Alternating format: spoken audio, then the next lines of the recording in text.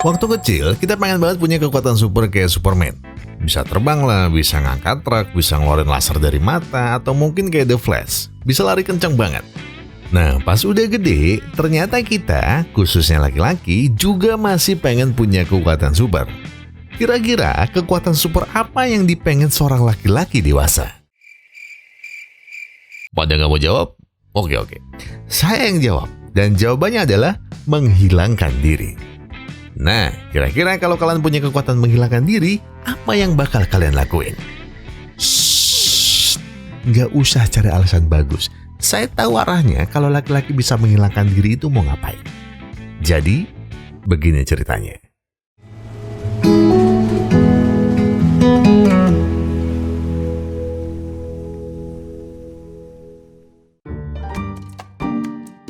Hobi ngutang sana-sini. Nggak lulus SMA, aktif berjudi, kerja cuma jadi tukang kunci tapi ngarep nikah di umur 25. Kira-kira begitulah ciri pemuda nggak punya otak yang bernama Dasyang. Ya iyalah, mas-mas punya beban sebegitunya bukannya tobat malah kebelet nikah muda. Minimal kan punya otak dulu mas, baru mikir mau pakai gaya apa pas malam pertama. Kayak tetap salah ya mikirnya. Tapi ya udahlah, minimal Dasyang ini seleranya sama kayak saya. Ya paling enggak luar dalamnya kayak gini lah.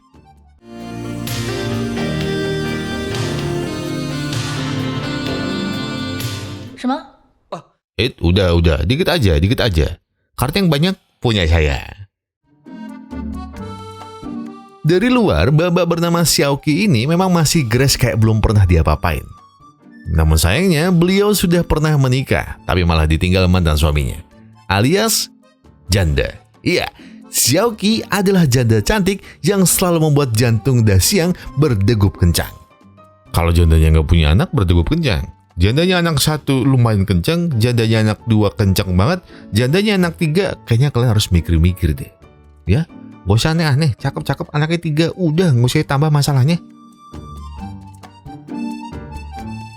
Barangkali kalian bertanya, kenapa kunci rumah Xiaoqi bolak-balik rusak? Nah, itu sebenarnya karena pelanggannya yang setiap hari selalu nggak sabar memakai jasa pijet dan karaoke-nya. Ya, kalian udah tahu lah ya apa pekerjaan janda bening satu ini. Mbak Xiaoqi, saya punya mic ini. Mau nyanyi nggak? Sebenarnya, Dasyang pengen Xiaoqi berhenti bekerja menjadi wanita panggilan. Tapi niatnya selalu gagal karena 2 hal. Pertama, apalagi kalau bukan siapa status Dasyang sehingga bisa mengaturnya. Sedangkan prinsipnya kan cuma donatur yang boleh ngatur. Iya juga, minimal kaya baru mimpi dapetin mbak ini. Tapi kalau kelamaan ya saya siap pindah KTP mbak. Ini mic-nya masih belum kepake. Dan alasan kedua inilah yang jadi alasan utama kenapa Dasyang semakin ingin menafkahi Xiaoqi.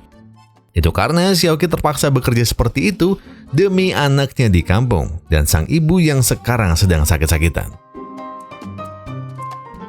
Oleh motivasi itulah, Dasyang rajin berjudi mahjong dengan taruhan yang enggak main-main, yakni sertifikat ruko kontrakannya. Olah goblok, gimana mau kayak dikit-dikit judi? Cok, kui hartamu cok.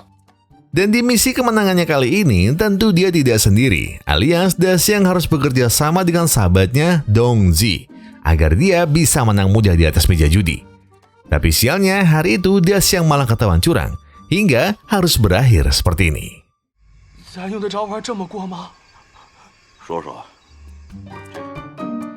Meski berulang kali minta dijelaskan dan berjanji akan mengganti rugi kecurangannya, tapi hukuman dari HG alias sang bos kasino sudah tidak bisa ditawar lagi.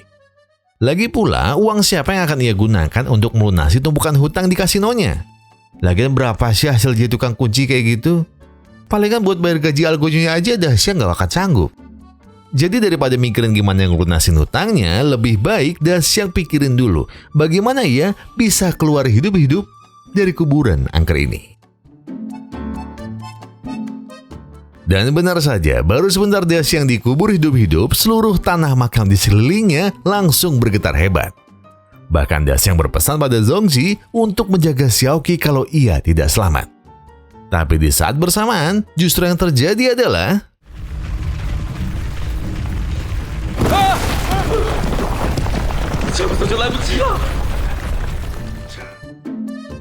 Rupanya Daxiang tidak jatuh di tempat biasa, sebab ada beberapa tulang belulang yang sudah lama tinggal di sana. Bahkan anehnya, kenapa tanah di mana ia jatuh sampai dijaga polisi? Namun tak kala ia pingsan, tiba-tiba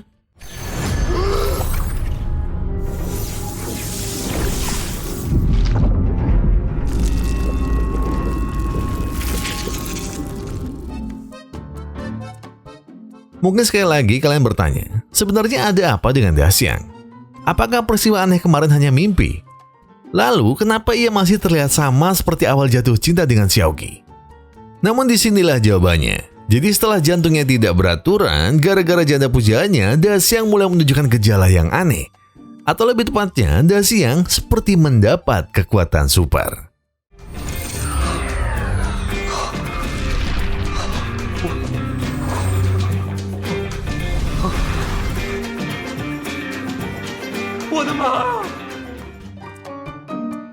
Benar, usai dikubur hidup-hidup hingga terjatuh di bawah tanah kemarin, Daxiang ternyata jadi tembus pandang. Maka detik itu juga ia ingin membuktikan kekuatan supernya kepada Dongzi. Namun karena dasarnya Dongzi hanyalah penjual DVD biasa, Dongzi malah berpikir kalau Daxiang adalah arwah penasaran.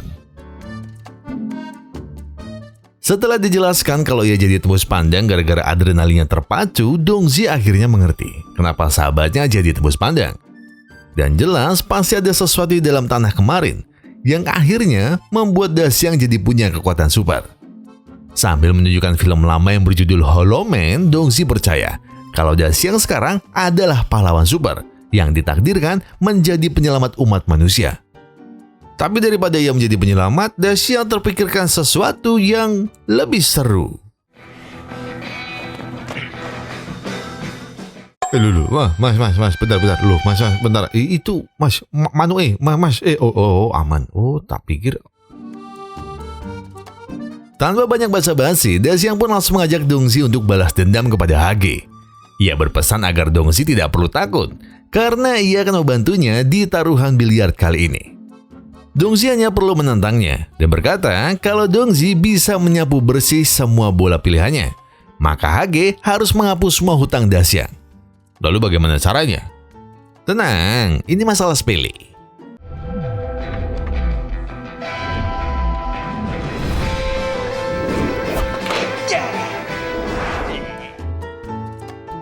Walau awalnya Hage mengira semuanya hanya settingan, namun lama-kelamaan ia malah tercengang. Seakan tidak percaya kalau semuanya nyata adanya. Dan artinya Hage sudah tidak punya alasan untuk menuntut Daxiang dan Dongzi lagi. Kalau urusan balas dendam sudah, barangkali inilah saatnya untuk Daxiang menjadi pahlawan super, seperti saran sahabatnya. Lagi pula gak ada salahnya juga untuk menolong sesama orang kecil seperti dirinya. Bahkan Daxiang sanggup membuat semua kaum Adam iri kepadanya. Karena ia tidak perlu khawatir masuk ke sauna wanita-wanita cantik untuk sekedar cuci mata dan mencari keuntungan yang lain. Akan tetapi gara-gara kecerobohannya menolong seorang ibu-ibu, ia justru harus ketahuan. 和这个人体样本结合得非常完美。 Sebentar. Biar kalian gak kaget kenapa ada 3 ilmuwan ini, mungkin saya perlu kenalin dulu siapa mereka dan apa hubungan mereka dengan Daxiang. Jadi, jauh sebelum Daxiang punya kekuatan super tembus pandang, mereka bertiga punya misi khusus untuk mencari meteorit terakhir di muka bumi. Yang katanya punya daya radioaktif tertentu yang bisa membuat siapapun pemiliknya jadi kaya raya. Atas perintah Dr. Mark, Anton disuruh untuk mencari lokasi harta karun itu. Namun waktu Siska bertanya sebesar apa meteoritnya, Anton malah salah. Fokus ke...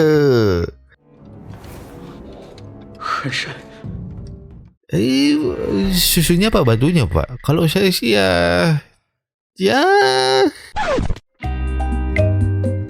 Masuk ke dalam gua itu berarti mereka harus bisa mengira-ngira setipis apa tanah di atasnya. Itu agar tanahnya tidak mengubur mereka hidup-hidup. Namun karena Dr. Mark sudah memberi instruksi untuk maju terus, maka Anton tak bisa menolaknya.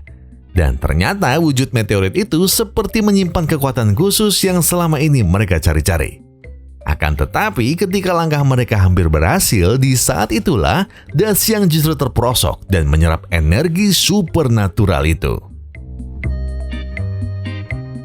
Sementara itu, Dongzi yang sangat kagum dengan kekuatan Da Xiang tiba-tiba bertanya, apakah ia tidak ingin menjadi pahlawan super sungguhan? Hitung-hitung lumayan kan kalau Da Xiang bisa terkenal dengan kekuatannya? Namun sebelum menjawabnya, Da Xiang harus melihat bahwa janda kesukaannya sepertinya baru mendapat pelanggan baru yang wajahnya tidak asing. Hage. Kenapa Da Xiang harus bersaing dengan orang ini lagi?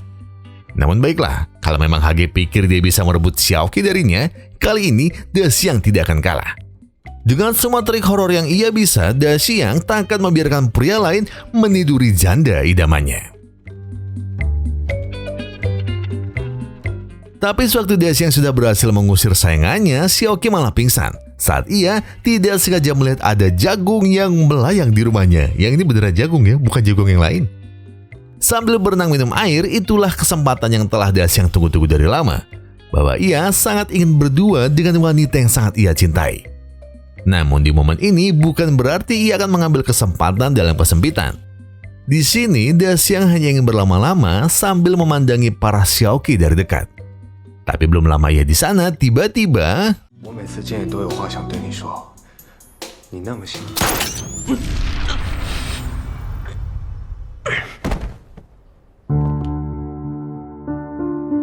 iya, mau tidak mau, Da Xiang pasti akan jatuh ke dalam tangan Dr. Mark. Da Xiang tidak perlu khawatir, karena mereka tak akan menyakitinya jika ia bisa diajak bekerja sama. Dan caranya mudah. Da Xiang hanya perlu diam di sini sampai 24 jam ke depan. Sebab Dr. Mark hanya butuh tubuh Da Xiang untuk menyempurnakan penelitian terbesar abad ini. Hingga akhirnya, ketika Da Xiang berada dalam kurungan, Da Xiang merasa ada yang aneh. Karena 谁呀？上厕所要排队，没看那蹲那个人呢吗？ tanpa pernah Da Xiang bayangkan, ternyata dia bukanlah satu-satunya pria berkekuatan super di sini. Sebab sebelumnya sudah ada Chen Rao yang jadi tebus pandang bukan karena kemauannya. Berbeda dari Da Xiang, Chen awalnya adalah teman dekat Dr. Mark yang ingin membantu penelitian meteorit paling dicari selama 700 abad. Dan tidak disangka, ternyata efek bakteri di dalamnya mampu mengubah genetik semua makhluk hidup menjadi tidak terlihat selama apapun yang mereka mau.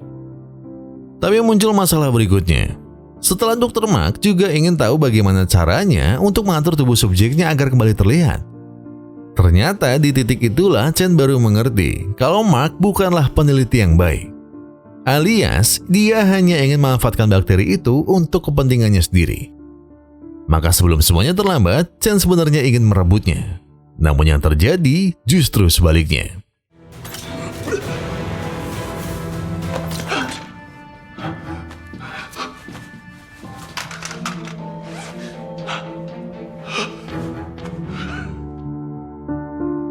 Dari rangkaian masalah itu, Chen terpaksa menuruti penelitian gila Dr. Mark.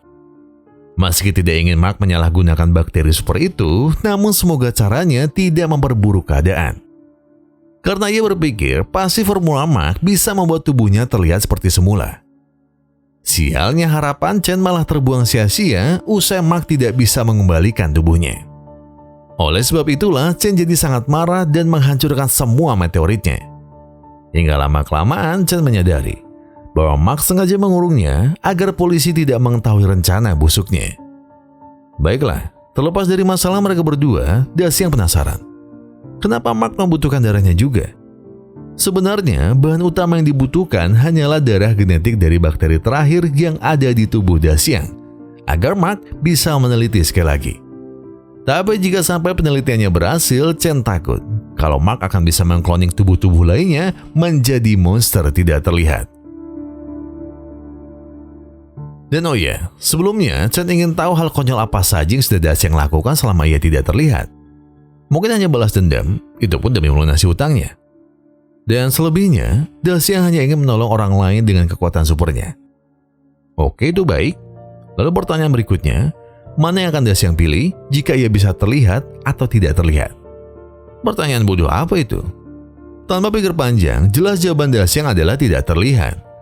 Sebab dengan tidak terlihat, ia bisa menjadi bebas untuk melakukan semua yang ia inginkan. Mendengar jawabannya, Chen lalu tertawa, karena ia jadi ingat dengan dirinya yang dulu. Jawaban yang polos sebelum Chen sadar kalau suatu saat nanti dunia pasti akan melupakannya. Menjadi tidak terlihat kadang memang terlihat menarik. Namun hari ini ia menyadari kalau bisa memilih, ia tidak ingin dilupakan. Ternyata dari tadi Daxiang sengaja mencari cara untuk kabur dari sini. Jika Chen tidak ingin kabur, setidaknya jangan menghalanginya. Sebab Daxiang tidak ingin berakhir di sini dan dilupakan seperti Chen. Mungkin Chen memang sudah tidak bisa kembali. Tapi jika Daxiang ingin kabur, Chen bisa membantunya.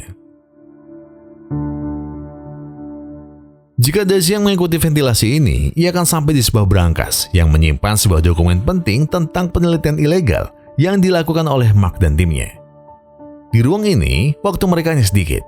Dan sebagai tukang kunci, Chen ingin Daxiang membobolnya untuk bawa dokumen itu. Jika ditanya untuk apa, Chen akan bilang, kalau ini demi keselamatan umat manusia. Daxiang tidak perlu takut, karena ia hanya perlu naik ke ventilasi itu lagi dan mencari jalan keluarnya. Alih-alih mendengar saran Chen, Daxiang justru tidak ingin repot dengan masalahnya. Ia sudah susah payah kabur dari Mark, dan tidak mungkin ia membobol berangkasnya. Karena itu sama saja memancing masalah baru. Akan tetapi di saat mereka sedang bertengkar, Daxiang tidak punya pilihan selain kabur secepatnya dari sini.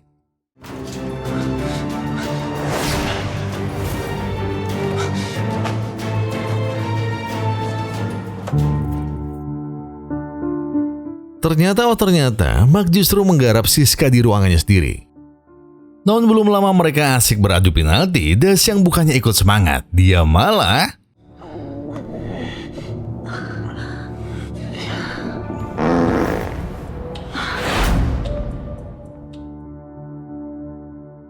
dan bukannya segera kabur, aksinya justru membuat ia hampir ketahuan.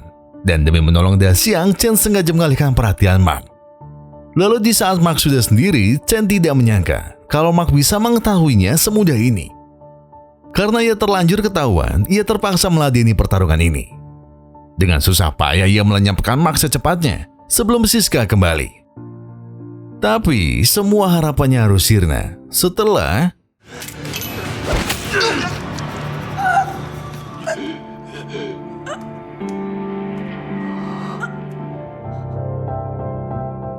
Daxiang tidak mengerti mengapa Chen sampai mengorbankan nyawa demi dirinya. Akan tetapi ketika ia berhasil keluar dari ventilasi, Daxiang baru ingat apa perkataan terakhir dari Chen. Jika aku tak kembali, tolong rebutlah dokumen di dalam brankas itu. Maka sambil melihat ke jalan pulang, Daxiang berjanji bahwa dia akan berusaha membalas kebaikan Chen meskipun ia juga harus memberikan nyawanya.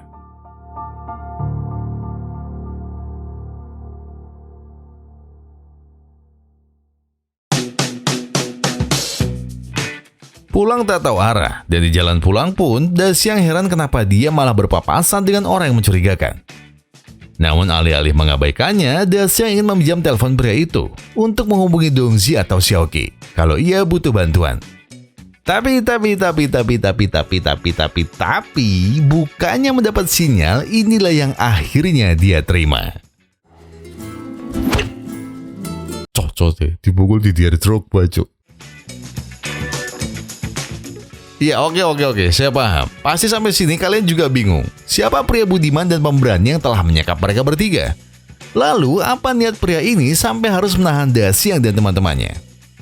Nah, usut punya usut, ternyata pria yang bernama Smith ini adalah utusan dari agen CIA yang ditugaskan untuk mengamankan genetik dari Daxiang agar tidak jatuh ke tangan musuh.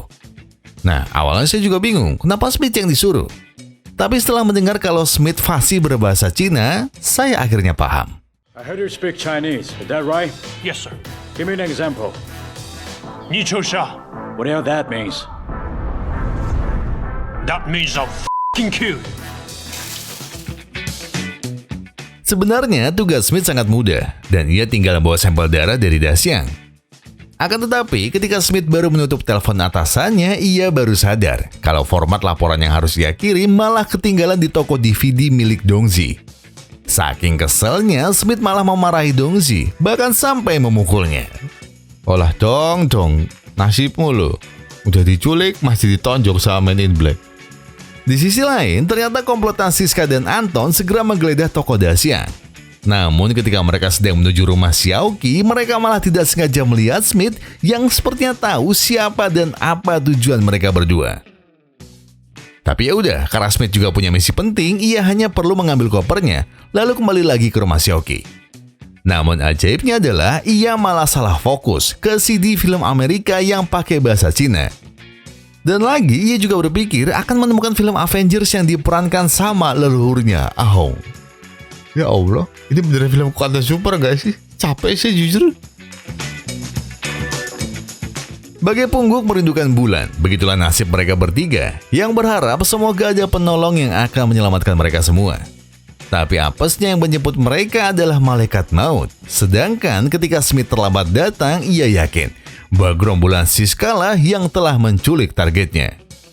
Sementara itu di dalam mobil, Daxiang akhirnya bisa benar-benar ngobrol dari hati ke hati tentang bagaimana perasaannya kepada Xiaoqi. Dan juga ia mohon supaya Xiaoqi mau berhenti dari pekerjaan malamnya. Namun di saat Daxiang tinggal menunggu jawabannya, tiba-tiba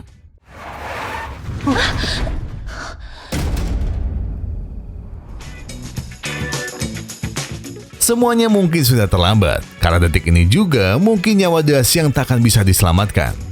Apalagi setelah ia telah dibius, kenapa ia seperti sedang menuju ke surga? Walau ia pergi bersama janda kesayangannya, tapi apa yang maksud semuanya?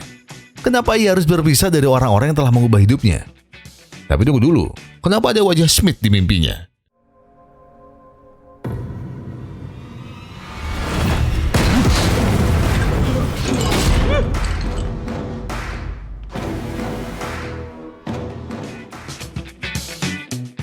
Seperti baru keluar dari kandang singa, nasib Daxiang justru seperti kembali masuk ke mulut buaya. Karena tanpa tedeng aling-aling, Smith langsung memporak-porandakan laboratorium milik Mark tanpa tersisa. Dan seakan tidak mau kalah, Siska pun menunjukkan kebolehannya untuk menaklukkan musuh sekuat apapun. Hingga pada akhirnya di saat Mark sudah hampir mengambil darah milik Daxiang, ternyata Mine!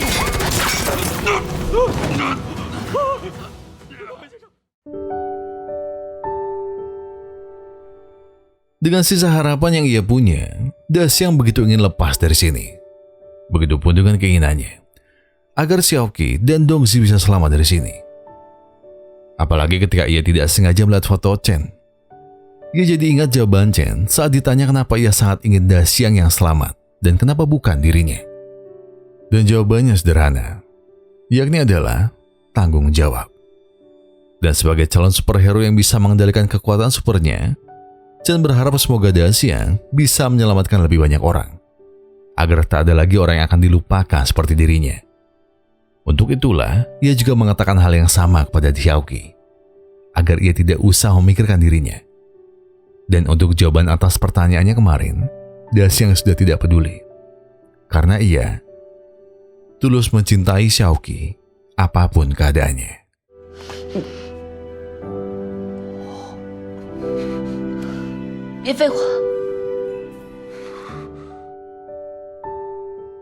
Tepat setelah Xiaoqi menciumnya dan secara tak langsung menyatakan perasaannya, detik itu juga Daxiang tak sadar telah mengaktifkan kekuatannya lagi. Ia pun segera menyuruh mereka berdua untuk segera pergi dari sini, sebab ia masih harus menyelesaikan tanggung jawabnya.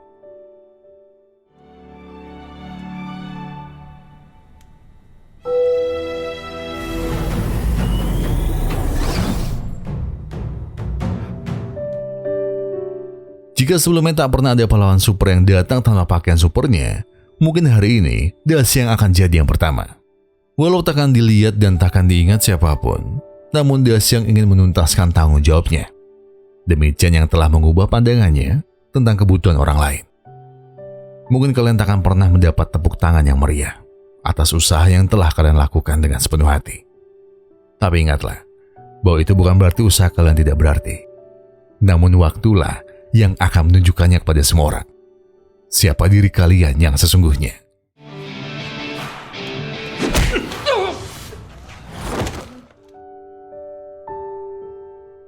Di kesempatan terakhirnya, Daxiang tidak akan membuang kesempatannya. Jika bukan hari ini, maka tidak akan ada hari lain untuknya bisa membawa kemenangan atas nama keadilan. Walau harus jatuh bangun, merebut dan direbut, namun pada akhirnya, ia pun berhasil lari dari Mark. Bahkan dengan tangannya sendiri, ia bisa membalaskan dendam Chen dengan melenyapkan penjahat seperti Mark. Hingga akhirnya, ia hanya perlu melewati 2 rintangan terakhir.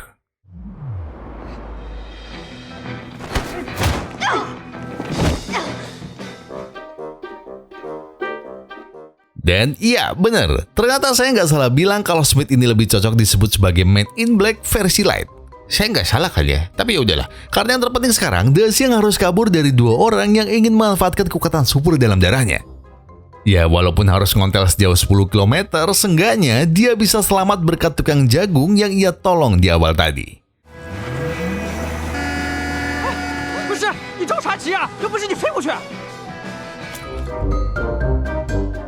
Ya, nggak kelihatan sih bener, tembus pandang juga bener. Tapi superhero mana yang kaburan naik sepeda ontel, ya Allah? Terus ngapain lagi Da Xiang ide mancing 2 orang ini ke arena judi?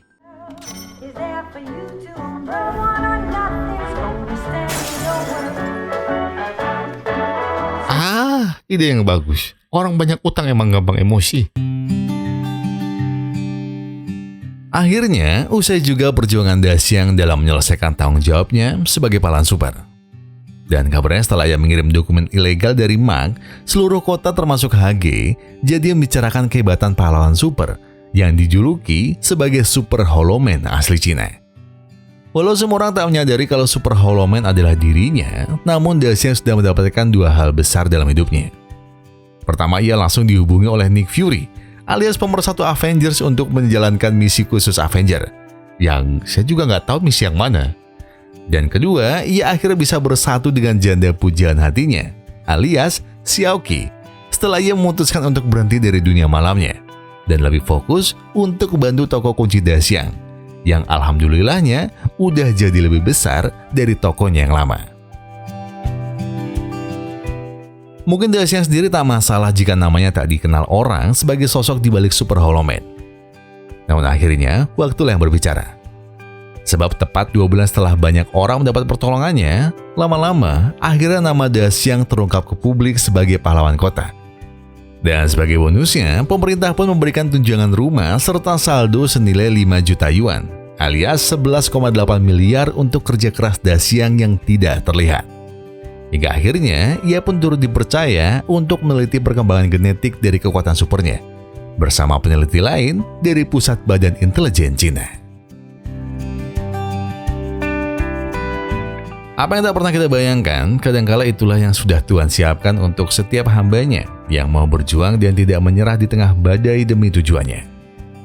Mungkin akan selalu ada sosok tak terlihat seperti Da Xiang di sekitar kita. Atau bisa jadi, kitalah orang yang sering tidak dilihat oleh orang-orang di sekitar.